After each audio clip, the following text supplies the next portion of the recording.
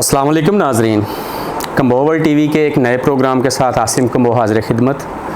नाजरीन, आज की हमारी मेहमान शख्सियत जनाब इजाज़ुल हक थिंद कम्बो हैं, जो पेशे के अतबार से हाई ऑफिशियल अफसर हैं, डायरेक्टर जनरल आर्डर पंजाब हैं और हमारे पाकिस्तान में वाहिद ऐसा ख़ानदान है कि जो मियाँ बीवी दोनों हाई प्रोफाइल जॉब करते हैं। हमारी भाभी फ़िज़ा साहिबा जो हैं वो कमिश्नर इनकम टैक्स लाहौर में इस वक्त वर्किंग कर रही हैं और इजाज़ुल हक साहब जो हैं इनके पेरेंट्स का जो ताल्लुक़ है वो चूँकि अमृतसर से था, पार्टीशन के टाइम उन्होंने यहाँ हिजरत की और उस वक्त बहुत सारी कुर्बानियाँ जो हैं इस ख़ानदान ने मुल्क पाकिस्तान के हसूल के लिए दी। तो आज हम इजाज़ भाई से पूछेंगे कि इनका जो CSP अफसर बनने का जो दौरानिया था, जो सफ़र था, वो कैसा रहा, इस मंजिल तक कैसे पहुँचे, कितनी कुर्बानियाँ देना पड़ती हैं, मेहनत का कितना अमल दखल है, क्या ज़िंदगी में कामयाबी हासिल करने के लिए कोई शॉर्टकट भी मारा जाता है कि नहीं, ये सारी गुफ्तगू करेंगे। आइए बात करते हैं। अस्सलाम वालेकुम सर। वालेकुम सलाम जी। कैसे हैं इजाज़ भाई? खैरियत से? अल्लाह का शुक्र जी, बहुत बहुत शुक्रिया जी, आपने टाइम निकाला और मुझे ये प्लेटफॉर्म प्रोवाइड किया कि मैं अपनी जो कम्बो बरादरी है, हमारे जो बहन भाई हैं, उन तक जो है वो इसी प्लेटफॉर्म के थ्रू जो है वो मुलाकात भी हो जाएगी और अपनी ज़िंदगी में जो हमने तमाम सफ़र तय किया है उसको इंशाल्लाह स्टेप बाय स्टेप मैं बताऊंगा। मेरे वालिद साहब काफ़ी जो लोग हैं उनको जानते हैं, मोहम्मद रफ़ीक मजीठिया, वो बेसिकली लॉयर थे और बाद में जुडिशरी में इंडक्ट हुए डायरेक्ट एडिशनल सेशन जज। उन्होंने माइग्रेशन की थी इंडिया से 1947 में, उस वक़्त उनकी उम्र 7 साल थी।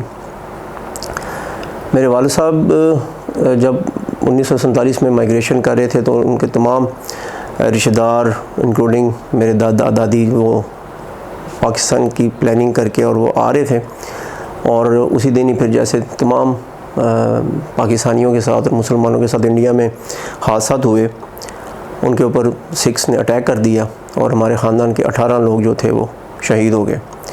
मेरे दादा जो थे ग़ुलाम मोहम्मद कम्बो, वो पुलिस में इंस्पेक्टर थे 1947 में। मेरे चचा जान और मेरे दादी भी, दादा भी और पुप्पो और का ख़ानदान के सारे लोग जो वो शहीद हो गए। अल्लाह ताला की तरफ से वालिद साहब की ज़िंदगी अल्लाह ने रखी थी, तो वो फिर माइग्रेट दूसरे रिश्तेदारों के साथ वो 14 और 15 अगस्त को पाकिस्तान पहुँचे। सियालकोट में मेरे ताया जान वो भी पुलिस में थे, चौधरी मोहम्मद शरीफ कम्बो, उन्होंने फिर उनकी परवरिश की। मेरे वालिद साहब ने फिर बड़ी मेहनत की और उन्होंने लॉ का इम्तिहान पास किया और सियालकोट से फिर वो लाहौर तशरीफ़ ले आए और यहाँ उन्होंने प्रैक्टिस स्टार्ट की और तकरीबन 20 साल प्रैक्टिस के बाद उन्होंने मुकाबले का इम्तिहान दिया और 1983 में एडिशनल सेशन जज जो हैं वो सेलेक्ट हो गए। तो उनकी सिलेक्शन के बाद उनकी पहली पोस्टिंग मुजफ्फरगढ़ हुई, फिर मुल्तान हुई, गुजरात, बिहाड़ी, भावनगर, तो हमारी सारी जो एजुकेशन थी उनके साथ साथ हम मूव करते रहे। मुख्तलिफ़ शहरों में जो है वो उनके साथ हमने ट्रैवल किया हमारी एजुकेशन, और इस तरह तमाम दूसरे शहरों में हमने एक्सपोजर भी लिया।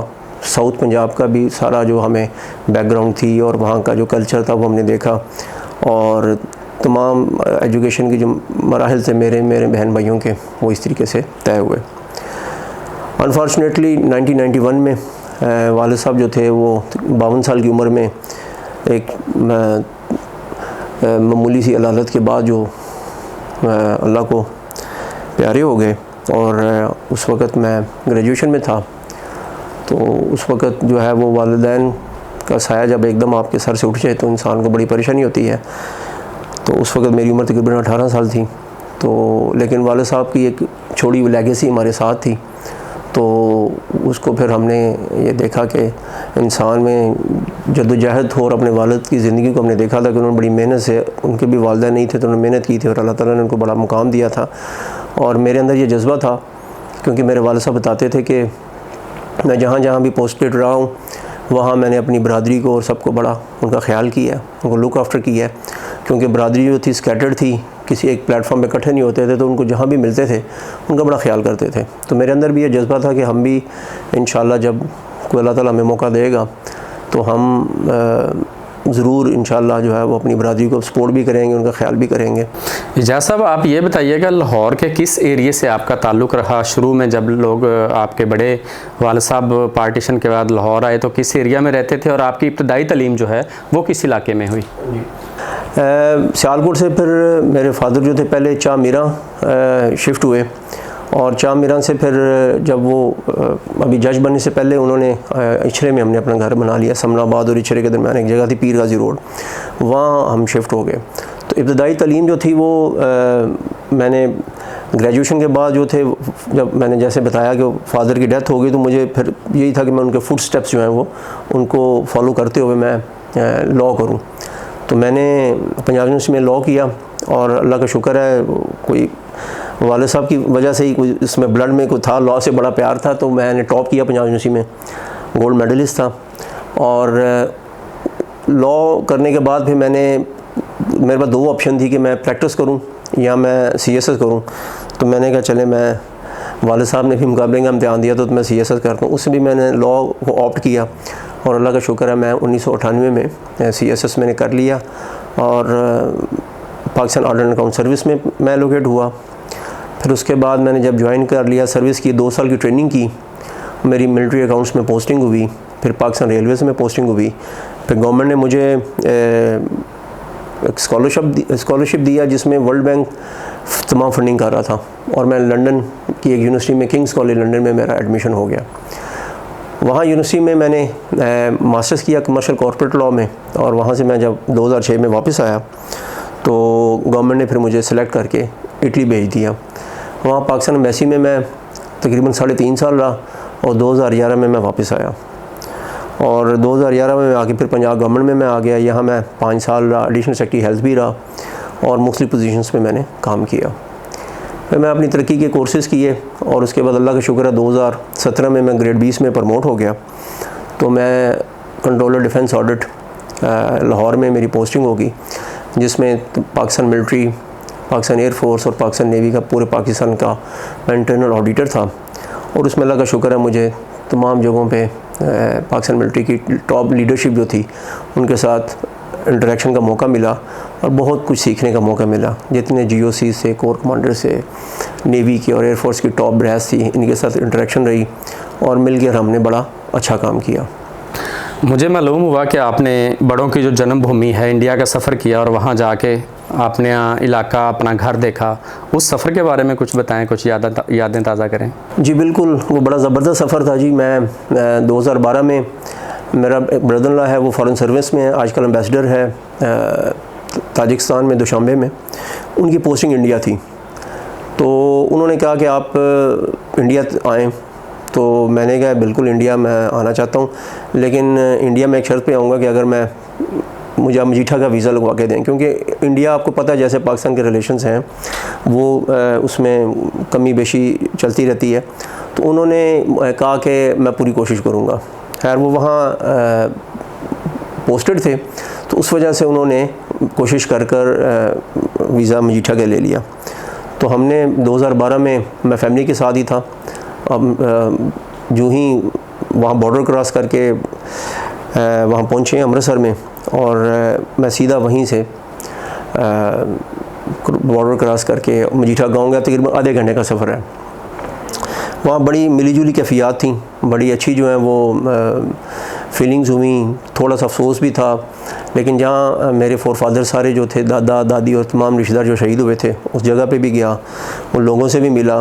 कुछ लोगों में खौफ भी था कि शायद ये कोई पता करवा रहे हैं, लेकिन हमने कहा ऐसी कोई बात नहीं है। हम तो सिर्फ अपने, मेरे वालिद जो जहाँ रहे हैं उन्होंने कुछ टाइम गुजारा अपना बचपन, और मैं तो वो जगह देखने आया हूँ जहाँ मेरे जो है बड़े रहे हैं, और कोई ऐसी बात नहीं है। लेकिन वहाँ कुछ लोगों ने हमारा बड़ा ख्याल किया, बड़ी इज़्ज़त की, हमें खाने की, रहने की ऑफ़र भी की। लेकिन मैं थोड़ी देर वहाँ 2-3 घंटे ठहरा और तमाम जगहों को देखा, और फिर हम शाम को दिल्ली आ गए। इजाज़ुल हक साहब, हमें ये बताइएगा कि मेहनत जो है वो कितनी ज़रूरी है कामयाबी के लिए? आपने माशाल्लाह, आपके वालिद साहब ने भी मुकाबले का इम्तिहान पास किया, अल्लाह ताला ने आपको भी एजाज़ बख्शा, आप मुकाबले का इम्तिहान दे के आगे निकले। कम्बो कम्युनिटी के जो नौजवान हैं जो इस वक्त ज़ेर तालीम से आरास्ता हो रहे हैं, आप फरमाइएगा उनके बारे में क्या मैसेज देंगे? मेहनत तो जी बेसिक इंग्रेडिएंट है और इसके बगैर तो कोई शॉर्टकट नहीं है लाइफ में। मैं जब वालिद साहब फौत हो गए तो मेरे पास ऑप्शन थी कि हम कोई क्लरिकल जॉब कर लें या कोई चीज़ कर लें, लेकिन मैंने कहा कि फिर मेरे घर वालों ने भी, मेरी वालदा ने भी और भाइयों ने भी मुझे इनकरेज किया कि आप अपनी एजुकेशन कंटिन्यू करें, और इंसान अगर मेहनत करे तो अल्लाह ताला आपको सपोर्ट करता है। तो मैंने लॉ में अल्लाह का शुक्र है बड़ा मेहनत की और उसमें मैंने टॉप किया। मेरे टीचर्स ने मुझे कहा कि लॉ में नंबर कम आते हैं तो तुम CSS में जो है वो कोशिश करो कोई और सब्जेक्ट्स रख लो। तो मुझे उम्मीद थी कि अल्लाह ताला इंशाल्लाह करम करेगा, तो मैंने CSS में भी लॉ के पेपर्स रखे और पहले से ज़्यादा मेहनत की और तकरीबन 8-9 महीने दिन रात मेहनत की है, 12-12, 14-14 घंटे की स्टडी रखी और एक पेस के साथ मेहनत की। तो अल्लाह ने करम किया। CSS में 3 अटैम्प्ट्स होती हैं, मुझे पहली अटैम्प्ट में ही मैं CSS का इम्तिहान तकरीबन 7-8 हज़ार बंदे होते हैं, उसमें तकरीबन 150 सीट होती है और अल्लाह का शुक्र है कि हम उसमें क्वालिफाई भी कर लिए और एलोकेशन भी हो गई। मतलब कहने का ये है कि मेहनत और गोल आप अगर सेट कर लेते हैं और मेहनत करते हैं तो अल्लाह ताला आपको कामयाबी अता कर देते हैं। अच्छा सर, आप ये बताइएगा, आपका थिंद कबीले से ताल्लुक़ है, थिंद कम्बो कबीले से। आप फरमाइएगा बड़ों की जो रवाबत है, बड़ों की जो पेनिट्रेशन थी, उस बारे में कुछ थिंद कम्युनिटी के बारे में बात कर सकें। जी बिल्कुल, मेरे वालिद साहब हमेशा ये बताते थे कि कम्बो बरादरी जो है बड़ी एनर्जेटिक है, बड़े मेहनती हैं, लेकिन ये थोड़े से शाये हैं। ये अपने आप को इंट्रोड्यूस करवाने से, अपने नाम के साथ जो है वो कम्बो लिखवाने से थोड़े से अवॉइड करते हैं या शायद शर्माते हैं। उन्होंने ख़ुद भी, मैंने एक दफ़ा उनसे पूछा कि आपने अपने साथ मजीठा लिखवाया हुआ, तो उन्होंने कहा कि मैं तो चूँकि अपना मेरी वालिदैन की एसोसिएशन है और मैंने इसलिए अपने साथ लिखवाया और हम सारी दुनिया मुझे जानती है मजीठा के नाम से, तो मैंने वो नाम लिखवाया हुआ। लेकिन वो उनको बड़ा पैशन था हमेशा, और वो उनका था कि हमारी बरादरी जो है वो एक्सेल करे और तमाम लोग जो हैं वो अपना ये एक अपने नाम के साथ भी लिखवाएं, और तमाम जो लोग सीनियर लेवल पे हैं बरादरी में, चाहे वो बिज़नेस कम्युनिटी है, चाहे वो सिविल सर्विसेज में है या जुडिशरी में है, वो बरादरी को ऑन करें और उनको हर मुश्किल मौके पे उनकी मदद करें। तो थिंद बरादरी का ये था कि एक मुझे उस वक्त याद है, हमारे एक MPA थे जो लिया में होते थे, शायद उनका नाम ग़ुलाम हैदर थिंद था। तो वो हमेशा उनको फिर एक दफ़ा वालिद साहब मिले तो उन्होंने कहा, ये अर्ली 80s की बात है, जिसमें उन्होंने कहा कि आप कम्बो हैं, तो वो ऑन नहीं करते थे, नहीं मैं तो थिंद हूँ, मैं कम्बो नहीं। उनको फिर वालिद साहब ने कहा नहीं, ये गोत है, बहुत बड़ी गोत है कम्बो की, तो ये भी कम्बो होते हैं। तो इस तरह की जो है ना, वो ख़ास तौर पे साउथ पंजाब में ये इशू था कि लोग कम्बो थे लेकिन वो अपनी जो गोत है उसके साथ अपने आप को एसोसिएट करना ज़्यादा पसंद करते थे। खानेवाल में भी कुछ इस तरह के लोग थे। तो अब ज़रूरत इस अमर की है कि हमारे जो बड़े हैं और हमारे जो लोग बरादरी के लिए दिन रात काम करते हैं, वो कोशिश करके लोगों में ये उजागर करें। और ये सोशल मीडिया एक प्लेटफॉर्म है, आपके चैनल के थ्रू भी जो लोग देखेंगे, इंशाल्लाह मेरा ख़्याल है जो टाइम गुजरेगा लोगों में ये जो है वो असर जो है और इसका वो ख़त्म हो जाएगा और लोग अपने आप को एसोसिएट करेंगे। इजाज़ भाई, आजकल पूरे मुल्क में सैलाब से कोई 80-90% अफेक्टेड एरिया हमारे पाकिस्तान में है। सारे अपने ताईं अपनी अपनी हैसियत और तौफीक के मुताबिक वहाँ पे सरगर्मियों में हिस्सा ले रहे हैं। जिस प्लेटफार्म पे हम बात कर रहे हैं, ऑल कम्बो वर्ल्ड एसोसिएशन, हमारे हेड जो हैं, सदर जो हैं हाजी जाहिद कम्बो साहब, वो भी यहाँ से कई ट्रक सामान का लेके वहाँ गए हुए हैं। आप थोड़ा सा लोगों को एजुकेट प्लीज़, एजुकेशन का कोई मैसेज देंगे कि मुश्किल वक्त में बरादरी के लिए भी काम करना चाहिए और ओवरऑल कम्युनिटी के लिए भी काम करना चाहिए? जी बिल्कुल, ये एक नेशनल कॉज भी है और हमारा मज़हब भी हमें इनकरेज करता है। और फ़र्स्ट ऑफ़ ऑल तो हमें अक्रॉस द बोर्ड सबकी मदद करनी चाहिए। जहाँ जहाँ लोग परेशान हैं सैलाब की वजह से, नेशनल लेवल पे भी हमारी गवर्नमेंट भी, मुख्तलिफ इदारे भी, NGOs भी काम कर रही हैं। और अगर बरादरी के प्लेटफॉर्म पे भी अगर हम काम करेंगे तो इसमें भी कोई बुराई नहीं है। और हमें तमाम लोगों को जहाँ जहाँ भी कम्बो बैठे हैं, जो साहिब हैसियत हैं और हमारे जो लोग इनिशिएटिव जिन्होंने लिया हुआ है, उनको सपोर्ट करना चाहिए। और मेरे इल्म में आया कि कुछ हमारे मुखिर हज़रात हैं जो कि इंटीरियर सिंध में भी और बलूचिस्तान में भी ट्रक्स लेके गए हैं।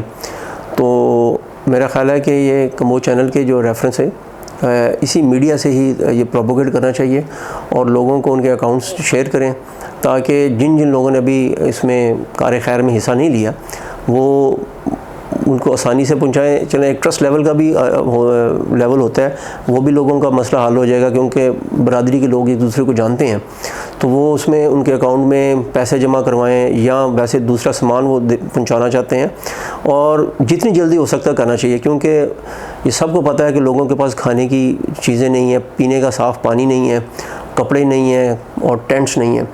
तो ये बाकी तो ये बुरा वक्त किसी के ऊपर भी किसी वक्त भी आ सकता है, तो हमें ये कोशिश करनी चाहिए कि इसी प्लेटफॉर्म से ही लेकर, ताकि इसे अल्लाह भी राज़ी होगा और नेक नामी भी पैदा होगी, और एज ए बरादरी भी हमें बड़ा एक सुकून होगा कि हमने लोगों की मदद की है। मेरी ओपिनियन के मुताबिक बहुत सारे कम्बो जो हैं वो अपने बिज़नेस करने को तरजीह देते हैं, और आप शुरू दिन से ही सर्विसेज में आ गए। आप फरमाइएगा, अपना बिज़नेस अच्छा है या सरकारी नौकरी? ये बड़ा आपने इंटरेस्टिंग क्वेश्चन किया है। देखें जी, अपना बिज़नेस जो है वो तो बड़ा ज़रूरी है कि आपको अगर अच्छा बिज़नेस चल रहा है तो वो करना चाहिए, लेकिन मैं अपनी बरादरी में जो हमारी मुख्तलिफ सर्कल्स में मूवमेंट है उसको देखते हुए ये ज़रूर कहूँगा कि हर फैमिली में अगर अच्छा बिज़नेस चल रहा है और उनका कोई बच्चा अगर सर्विसेज में आना चाहता है तो उनको ज़रूर इनकरेज करना चाहिए। पाकिस्तान का जिस तरह का सेटअप है, इसमें अनफॉर्चुनेटली अगर बिज़नेस कम्युनिटी में अगर आपका कोई पब्लिक सेक्टर लेवल पे कोई सपोर्ट ना हो तो थोड़ी सी मुश्किलात होती हैं। तो मैं ये ज़रूर कहूँगा कि जिन जिन फैमिलीज़ ने अच्छे माशाल्लाह बिज़नेस सेटल किए हुए हैं, वो अपने बच्चों को जो कि अब पढ़ रहे हैं उनको इनकरेज करें कि वो सिविल सर्विसेज में आएँ, और इससे ना सिर्फ कि बरादरी में लोगों को सपोर्ट होगी, उनके अपने बिज़नेस जो ज़्यादा फ्लरिश करेंगे। और दूसरा ये है कि अगर सिविल सर्विसेज में, जुडिशरी में और दूसरी गवर्नमेंट सेक्टर में लोग आएंगे तो उससे बरादरी का नाम भी रोशन होगा। अब बाकी आपने देखा है दूसरी बरादरी हैं, जट भी हैं और दूसरी अराई हैं, वो अपने नाम के साथ भी लिखते हैं और लोगों को पता चलता है और एक दूसरे का बड़ा ख्याल करते हैं। हमें ये बड़ा एक वैक्यूम नज़र आता है कि जब हम देखते हैं कि हमारे कोई भी सीनियर, जूनियर और इस लेवल पे हमारे बरादरी के लोग की रिप्रेजेंटेशन कम है, तो ये महसूस होता है कि उसमें आपकी नेक नामी का भी फ़र्क पड़ता है, और दूसरा ये कि बंदे को फ़ील होता है कि वो स्ट्रेंथ नहीं है जिस तरीके से होनी चाहिए। मैं जैसे अल्लाह का शुक्र है इटली गया, और इटली में वहाँ लोग पूछते थे कि आप किस बरादरी से हैं। वहाँ गुजरात, मंडी और सियालकोट के लोग ज़्यादा हैं, और 80% लोग जो हैं वो जट हैं और गुजर हैं। तो मैं उनको बताता था तो जानते तो हैं लोग, लेकिन वो कई दफ़ा मुझे कहते थे आप भी जट होते हैं, तो मैं कहता था नहीं, कम्बो तो इंडिपेंडेंट बरादरी है, उसमें उसकी कोई सब कास्ट नहीं है कम्बो की। तो अल्लाह का शुक्र है मैं 10-12 साल पहले वहाँ गया था, वहाँ हमने बड़े एग्रीमेंट्स किए हैं। वहाँ इटली की गवर्नमेंट से पाकिस्तान के लिए प्रिजनर एक्सचेंज एग्रीमेंट की एफर्ट स्टार्ट की, फिर लेबर एक्सपोर्ट एग्रीमेंट की मैंने वहाँ इनिशिएट किया, और अभी रिसेंटली एक एग्रीमेंट साइन हुआ जो कि मैंने इनिशिएट किया था, आजा कन्वेंशन, हेग कन्वेंशन 1961, जिससे पूरी दुनिया में जो पाकिस्तानी हैं उनको एक बड़ा ज़बरदस्त राइट मिल गया कि उनकी डॉक्यूमेंट की लीगलाइजेशन का जो प्रोसीजर वो बड़ा सिम्प्लीफाइड हो गया है। उससे पाकिस्तानी जहाँ भी हैं वो डॉक्यूमेंट्स अपने फाइल कर सकते हैं कौंसलेट, एम्बेसीज़ की वैलिडेशन के बगैर। तो आप अगर as a good government servant, और अगर आप अपनी बरादरी के लिए काम भी करते हैं तो लोग फिर आपको इनकरेज भी करते हैं, और आपको ये महसूस होता है कि आपको सेंस ऑफ अचीवमेंट भी होती है। तो इसी तरीके से जहाँ जहाँ जिन जिन डिपार्टमेंट्स में हम काम करेंगे और उसमें लोग जब जानते हैं तो वो आपकी तारीफ़ भी करते हैं और आपको एक सेंस ऑफ अचीवमेंट भी होती है। सर ये बताइएगा, ज़माना तालिब इल्मी का कोई ऐसा वाक़या जिसको आज तक आप ना भूले हों? बिल्कुल जी, ज़माना तालिब इल्मी में तो बेशुमार वाक़यात होते रहते हैं, लेकिन यह है कि एक मेरे ज़हन में वाक़या आ रहा है लॉ कॉलेज का। हमारे टीचर थे SM नाज़िम साहब, लॉ की क्लास थी और उसमें उन्होंने एक बड़ा डिफ़िकल्ट क्वेश्चन पूछा, जो कि उनका ख्याल था कि ये प्रैक्टिशनर जो है वही बता सकता है जो कि लॉ की प्रैक्टिस करता है, और उन्होंने इसका इनाम रखा कि उस वक्त ये 93-94 की बात है कि इसका जो भी जवाब देगा वो मैं उसको 2000 रुपये इनाम दूंगा। तो उन्होंने क्वेश्चन पूछा और हम सब ने सोच में पड़ गए और उन्होंने कहा मुझे पता है एक ही बंदा इसका जवाब दे सकता है।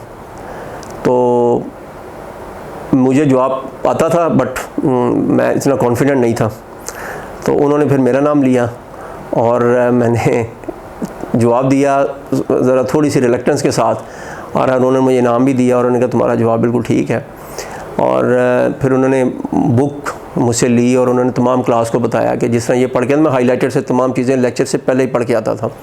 तो उन्होंने कहा कि जो पढ़ना हो तो आपको इस तरह पढ़ना चाहिए जैसे इजाज़ पढ़ता है, कि ये मेरे लेक्चर से पहले ये हर चीज़ पढ़ के आता है, इसलिए तमाम मेरे सवालों का जवाब देता है।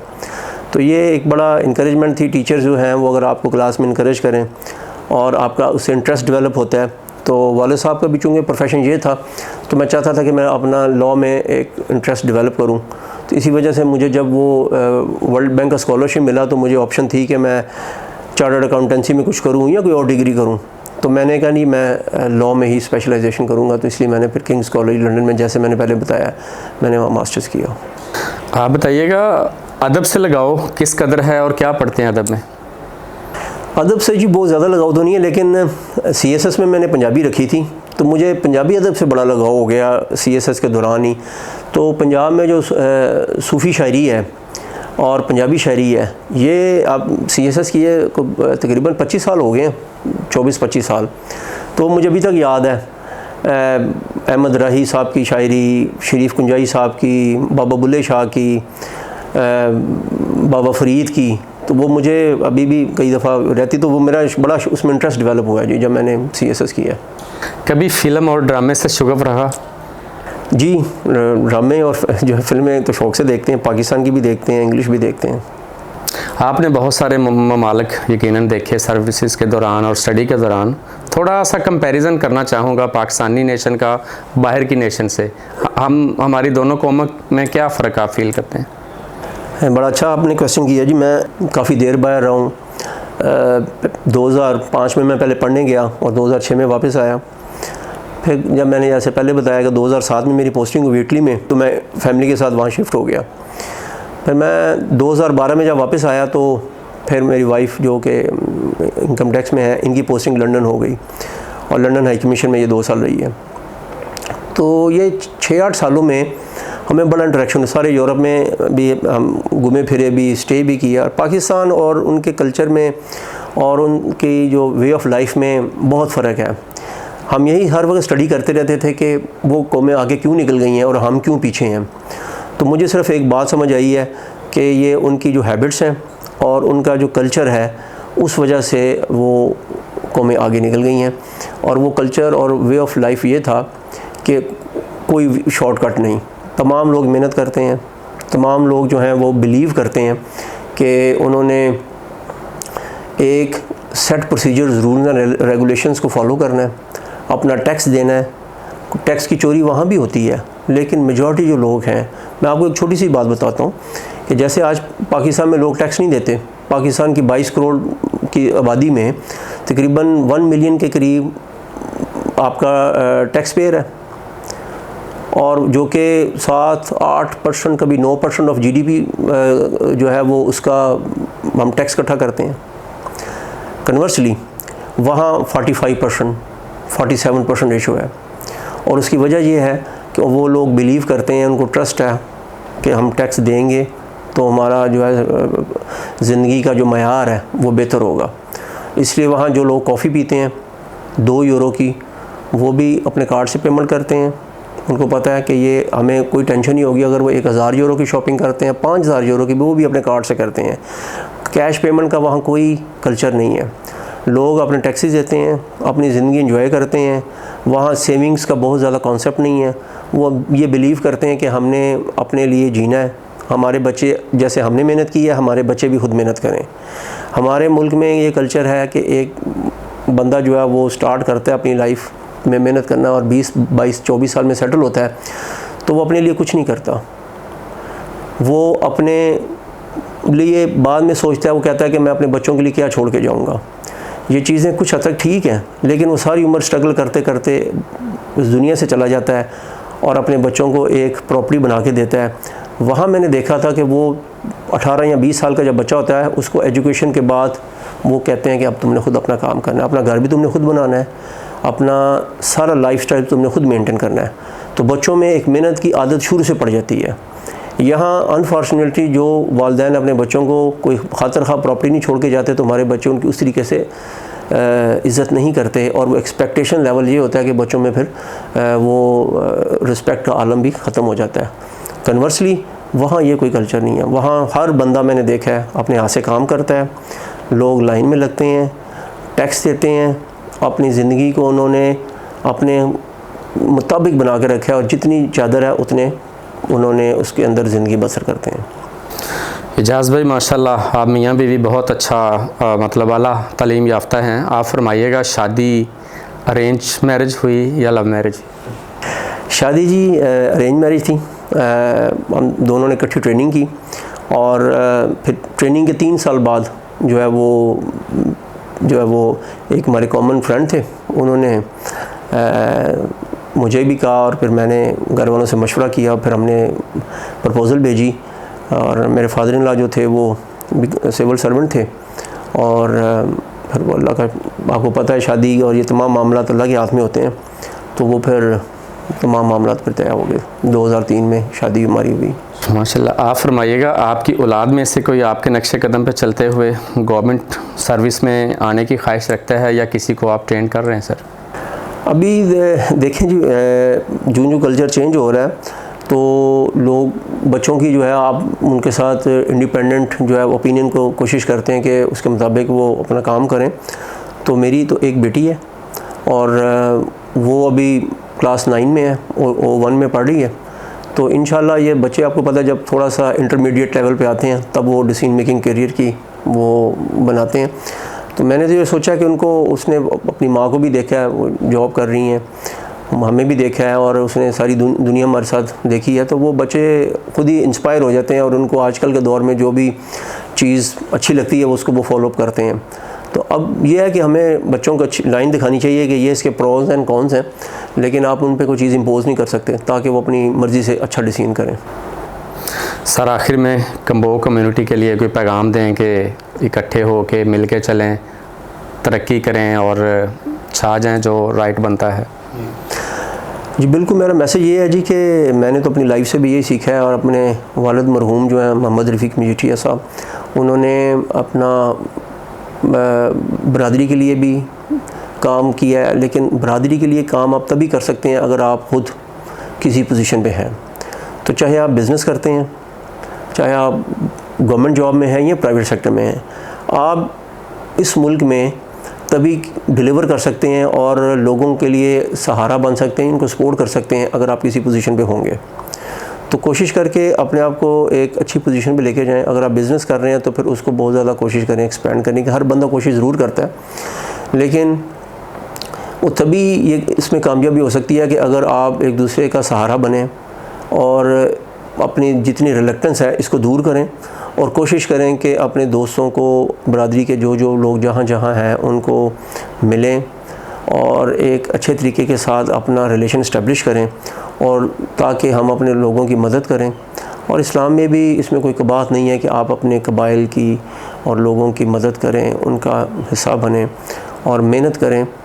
सिविल सर्विस में जो आना चाहते हैं वो आएँ, हम उनको गाइड करेंगे, उनको इनकरेज करेंगे। जहाँ जहाँ किसी रेलेवेंट एडवाइस की ज़रूरत होगी वो देंगे, लोगों को रेफ़र भी करेंगे, और जहाँ एडवाइस हो सकती है, उनकी मदद हो सकती है, उनकी हम ट्रेनिंग कर सकते हैं, वो ज़रूर करेंगे।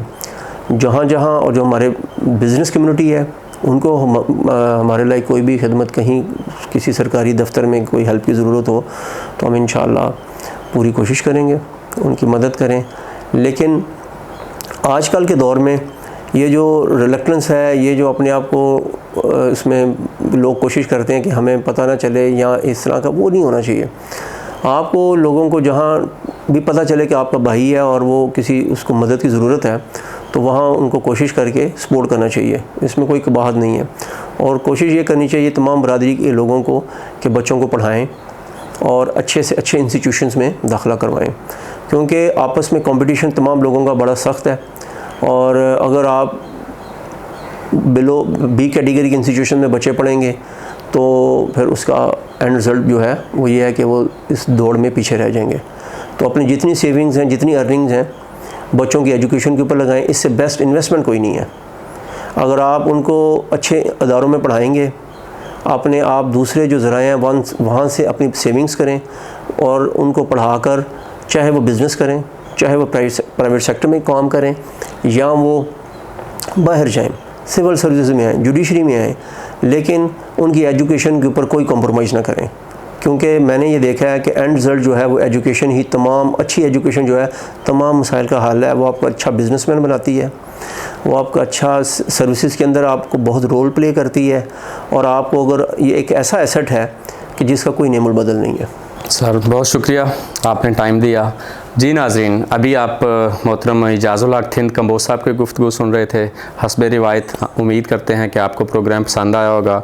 मेरी आपसे फिर वही रिक्वेस्ट है कि आप हमारे चैनल को सब्सक्राइब करें, वीडियो को लाइक एंड शेयर करें, चूँकि हर वीडियो में इंटरव्यू देने वाले जो साहब हैं उनकी ज़िंदगी के जो एक्सपीरियंस हैं वो बिल्कुल सामने होते हैं। वो बताते हैं कि तरक्की कैसे की जाती है और मेहनत करने से इंसान आगे कैसे निकल सकता है। आसिम कंबो को अगले प्रोग्राम के लिए दीजिए इजाज़त। खुदा हाफिज़।